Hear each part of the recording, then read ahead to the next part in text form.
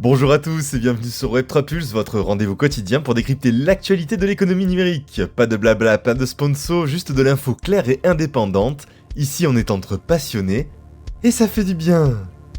Cela étant dit, j'espère que vous prenez soin de votre santé numérique et que vous avez bien profité de votre premier mai en regardant le BTC exploser les 96 000 $.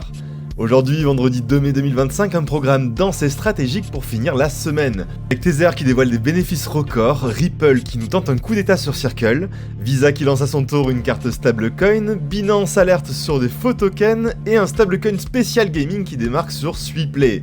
Installez-vous confortablement, on va décrypter tout ça ensemble. C'est désormais officiel, Tether a généré un bénéfice net de 1 milliard de dollars au premier trimestre 2025. Ce chiffre impressionne, mais c'est surtout la structure de ses revenus qui mérite notre attention. Car contrairement à ce qu'on l'imagine souvent, Tether n'est pas une startup Web3 classique. C'est une véritable institution financière parallèle, adossée à un portefeuille colossal d'actifs traditionnels. 120 milliards de dollars investis dans les bons du trésor américain, dont 98 milliards en T-bills direct et 23 milliards via des repos. Autrement dit, Tether est aujourd'hui un des plus grands détenteurs privés de la dette américaine sur le court terme. Son modèle économique est simple et redoutable, elle encaisse des milliards de dépôts via des stablecoins et les place dans les actifs les plus sûrs du monde. Elle encaisse ensuite les intérêts massifs grâce aux taux élevés, et au passage elle construit un empire de cash flow sans banque centrale, sans siège physique identifié, sans régulation bancaire directe. Tether affirme aujourd'hui disposer de 5,6 milliards de dollars de réserves excédentaires, c'est-à-dire au-delà de ce qu'elle doit aux détenteurs d'USDT. C'est en baisse par rapport aux 7,1 milliards de 2024, mais cela reste une marge de sécurité considérable. Pour vous donner une idée de ce que ça représente, c'est plus que la capitalisation de nombreuses banques cotées. Et pourtant, ce chiffre pourrait encore évoluer parce que la supply d'USDT continue d'exploser, avec plus 7 milliards d'USDT émis en un seul trimestre, et 46 millions de nouveaux portefeuilles utilisateurs. C'est donc une croissance continue qui force l'entreprise à ajuster son équilibre entre réserves, liquidités et investissements stratégiques. Contrairement à d'autres géants crypto qui se concentrent sur leurs tokens ou leurs chains, Tether diversifie massivement ses investissements. On a 2 milliards de dollars qui sont déjà alloués à des projets d'avenir comme l'IA, les énergies renouvelables, la communication peer-to-peer et les infrastructures de données. Autrement dit, Tether ne joue pas seulement le rôle d'émetteur de stablecoin, mais de fonds d'investissement technologique à très long terme. Une stratégie qui s'aligne avec la vision de Paolo Ardoino, le PDG de l'entreprise, qui veut faire de Tether un pilier de l'économie numérique décentralisée, tout en consolidant le rôle du dollar US dans le Web3 mondial. Avec 149 milliards d'USDT en circulation, Tether domine le marché mondial du stablecoin devant l'USDC. À eux deux, ils représentent 87% du marché, et cette hégémonie soulève une question fondamentale: que se passe-t-il si Tether flanche ? Eh bien c'est justement ce que redoutent plusieurs institutions européennes, la Banque d'Italie notamment alerte sur les risques de dépendance aux stablecoins adossés au dollar. Elle rappelle qu'en cas de stress sur les bons du trésor américain ou de perte de confiance dans les émetteurs, les répercussions pourraient toucher l'ensemble du système financier global. Dans un monde où la finance traditionnelle et le Web3 sont de plus en plus interconnectés, ces craintes ne sont plus théoriques, Tether devient systémique et au sens macroéconomique du terme. Et si cette réalité n'a pas été encore pleinement intégrée par les régulateurs ou les banques centrales, c'est alors risque et péril. Et on enchaîne avec Ripple versus Circle, la bataille des titans du stablecoin, puisqu'on apprend dans les coulisses du Web3, une opération à 11-0 vient d'être révélée. Ripple aurait proposé 5 milliards de dollars pour acheter Circle, l'émetteur de l'USDC, une tentative audacieuse qui dépasse largement le simple deal d'acquisition. C'est un vrai coup stratégique, un acte de guerre dans la course mondiale au stablecoin dominant. Pour rappel des faits, Ripple a lancé fin 2024 son propre stablecoin, le RLUSD, adossé au dollar. Il pèse aujourd'hui 316 millions de dollars, un chiffre plutôt correct pour un lancement, mais bien loin des 61 milliards de capitalisation de l'USDC de Circle. Autrement dit, Ripple veut passer à la vitesse supérieure, et pour cela, quoi de mieux que de racheter le plus gros concurrent direct ? Derrière cette offre, il y a une vision globale. Ripple ne veut pas juste émettre un stablecoin de plus, il veut s'imposer comme l'architecture financière du Web3 mondial. Et cette stratégie l'a déjà entamée avec le rachat de Hayden Road pour 1,25 milliard de dollars. Pour rappel, Hayden Road, c'est une société US qui agit comme un intermédiaire haut de gamme entre les institutions et les marchés financiers. Elle permet d'accéder à de nombreux marchés, des actions, obligations, dérivés, crypto, etc., avec des conditions de trading privilégiées et des offres de financement ou de marge permettant aux fonds de trader avec des effets de levier. Au-delà de ça, Ripple a une présence internationale plutôt affirmée, avec 90% de son business qui se fait hors des USA. Donc racheter Circle pour eux c'était plutôt gagner du terrain sur tous les continents, mettre la main également sur une base de clients énorme et fusionner les expertises de deux poids lourds, Ripple spécialiste des blockchains réglementées et Circle maître de l'émission des stablecoins conformes.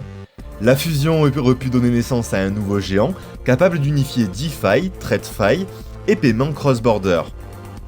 Alors pourquoi Circle a refusé ? Eh bien on a 3 raisons clés. Déjà la valorisation, avec une capitalisation de 61 milliards sur USDC et une IPO permanente, les 5 milliards proposés ont pu sembler sous-estimés, et Circle ne cherche pas de sortie, il vise l'entrée en bourse, la reconnaissance publique et l'indépendance à long terme. Ensuite on a les visions incompatibles entre Ripple et Circle qui ont des approches très différentes. La gouvernance, l'architecture, la stratégie d'adoption. Là où Ripple centralise pour mieux négocier avec des régulateurs, Circle reste ancré dans une vision ouverte et standardisée de la finance décentralisée. Donc fusionner ces deux ADN, c'était risquer une perte d'identité pour Circle. Ensuite, on a aussi le poids de la régulation. Un tel rapprochement entre deux géants aurait immédiatement déclenché une avalanche de contrôle réglementaire.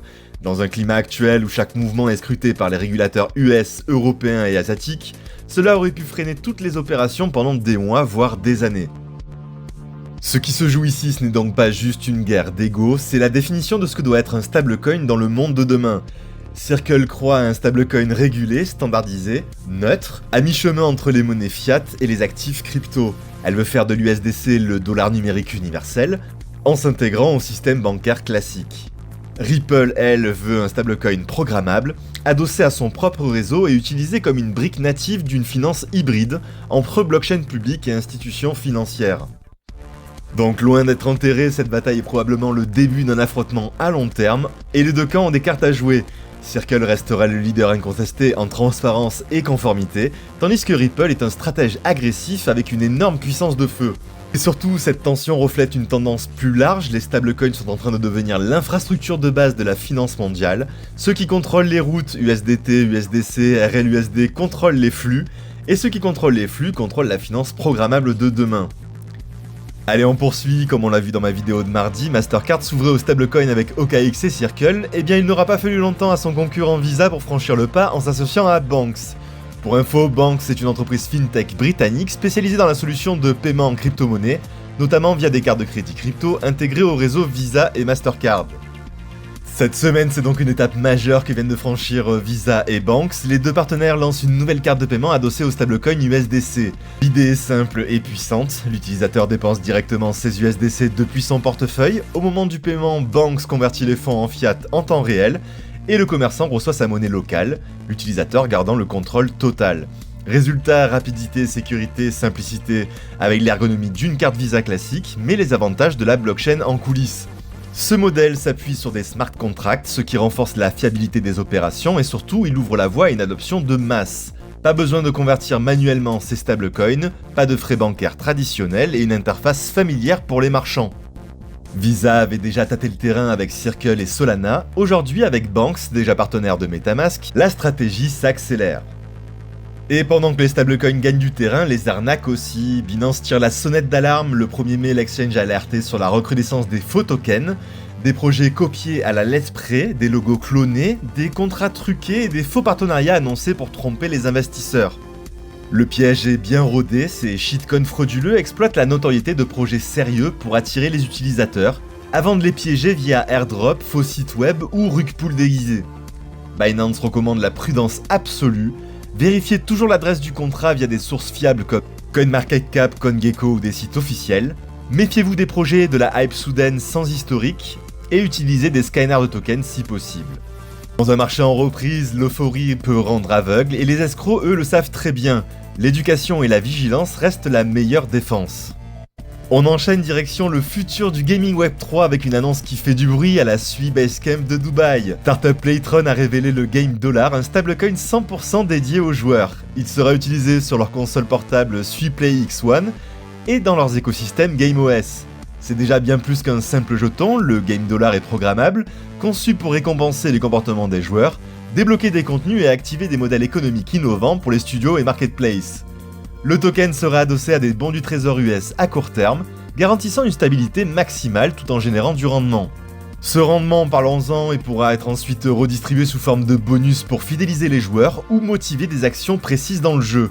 L'objectif, c'est faire du game dollar l'équivalent d'un wallet Starbucks, mais pour le gaming Web 3. Une monnaie d'usage réel, fluide et intégrée aux jeux et aux plateformes. Et ce n'est pas que le début, puisque Playtron prévoit déjà d'intégrer d'autres marketplaces et d'élargir l'usage du token bien au-delà de sa propre console. Un projet sérieux et alléchant dans l'univers du gaming Web 3. Du côté du marché crypto, un Bitcoin au sommet, des altcoins hésitants et les volumes qui reprennent timidement. Le marché crypto totalise aujourd'hui 3010 milliards de dollars en hausse de 1,22% sur 24 heures. Un chiffre symbolique qui montre que la confiance revient, lentement mais sûrement. Derrière cette progression globale, la réalité est quand même contrastée. Les volumes repartent légèrement à la hausse avec 84,75 milliards de dollars échangés ces dernières 24 heures, soit une augmentation de 6,49%. Cependant, cette activité reste concentrée sur les valeurs refuges, les stablecoins pèsent de plus de 94% du volume total, et la DeFi, elle, plafonne à 6,4% des échanges, ce qui reste assez faible. L'euro BTC s'impose avec une dominance de 63,82% en progression de 0,28%. Il flirte désormais avec les 96 700 dollars en hausse légère mais régulière. La capitalisation du Bitcoin dépasse les 1920 milliards de dollars et sa performance sur 7 jours reste solide avec plus 3,24%. La dynamique haussière du Bitcoin contraste nettement avec celle des altcoins dont beaucoup sont dans le rouge ou en stagnation. Donc scénario possible à court terme, si Bitcoin casse les 97 000, on pourrait viser les 99 voire les 100 000 avant le week-end. Par contre, la cassure des 94 000 dollars nous ferait revenir à 91-92 000 dollars avec une grosse pression vendeuse sur les alts. Notez qu'il est assez probable que le BTC tienne dans son range entre 94 et 96 000 dollars afin de réaliser une consolidation avant une nouvelle impulsion. Ethereum se maintient autour des 1824 dollars avec une petite hausse quotidienne mais reste fragile sur la semaine avec plus 0,29% seulement. Les investisseurs attendent un nouveau catalyseur sur le front des Layer 2 ou de l'ETF Spot. La dominance d'Ethereum est stable mais son inertie inquiète certains traders. Du côté des altcoins, les divergences se creusent, BNB recule à 598 dollars en légère baisse sur 7 jours de moins 1,73%. Solana, le sol, tente un rebond à 149,71 dollars mais reste négatif sur la semaine avec moins 2,65%. XRP reste neutre à 2,21$ dans un range très serré et sans catalyseur clair à court terme. Dodge progresse à 18 centimes soutenu par une hausse hebdo de 0,93%. ADA Cardano rebondit très légèrement à 0,70 affichant une très belle hausse hebdo de 1,96%. Son volume reste faible mais sa base de communautaire tient bon. Le SUI baisse à 3,48 dollars avec une chute hebdomadaire de moins 5% malgré ses annonces dans le gaming. Link reste fragile à 14,72$ en baisse de 2,74% sur la semaine, tandis que le AVAX glisse à 21,41$ pénalisé par un manque de momentum et un recul de 4,64%. Donc le retour au-dessus des 3000 milliards de market cap est psychologiquement très important, mais les volumes ne confirment pas encore une vraie relance haussière sur les altcoins. BTC garde la main et tant qu'il reste dominant, la rotation vers les alts resteront limitées, donc la prudence domine et les capitaux se placent en attente, principalement sur les stablecoins. Voilà, c'est tout pour moi, j'espère que cette vidéo vous a plu. Si c'est le cas, merci de liker, commenter et abonnez-vous pour ne rien rater. On se retrouve dès lundi, d'ici là tradez prudemment, holdez intelligemment et ne vous laissez pas manipuler par vos émotions. A très vite sur Web3 Pulse.